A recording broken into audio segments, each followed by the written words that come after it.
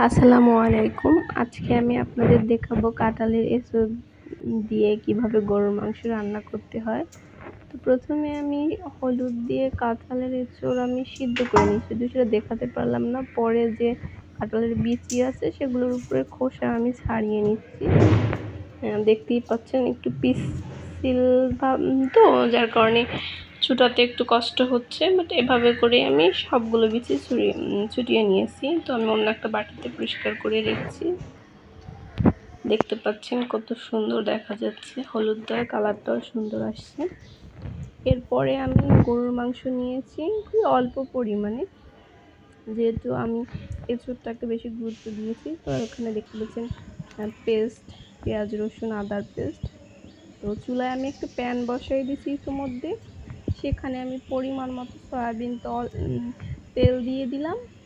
এখন আমি সয়াবিন তেলের ভিতরে তেজপাতা, জিরা, গোলমরিচ, এলাচ, গরম মশলা যেগুলো আছে সবগুলো আমি দিয়ে একটু নাড়াচাড়া করবো।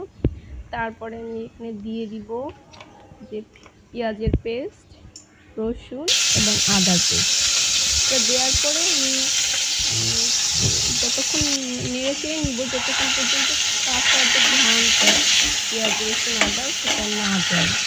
এটা যখন ঘ্রাণটা কাঁচা কাঁচা ঘ্রাণটা চলে যাবে, তারপরে আমি এর ভিতরে দিয়ে দিব অন্যান্য মশলা।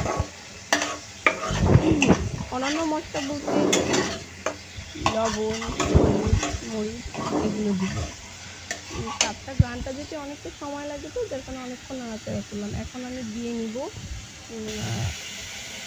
লবণ, তারপরে হলুদ, তারপরে লঙ্কার গুঁড়ো বা মরিচের গুঁড়ো।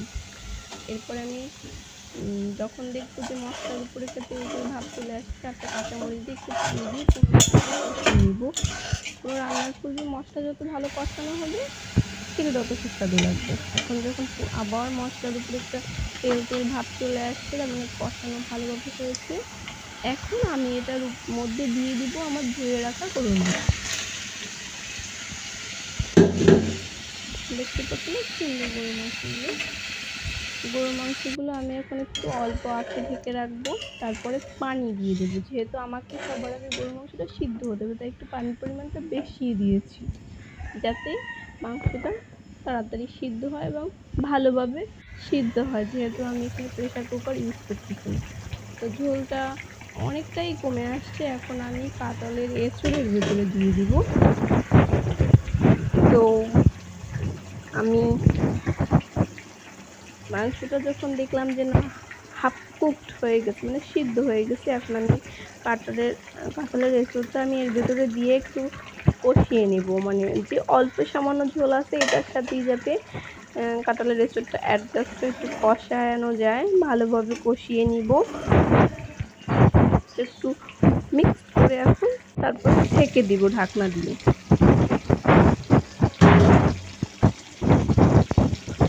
রান্নাটা পরিপাটি, তো আমার যেহেতু রান্নাতে একটু সময় লাগে আর এক হাত দিয়ে ভিডিও করা ডিফিকাল্ট, তাই হয়তো আপনার কাছে খারাপ লাগতে পারে যে বারবার মোবাইলের স্ক্রিনটা নড়াচড়া করতেছে। তো ignore this, just keep me in your prayer that I can better my videos quality, editing or etc.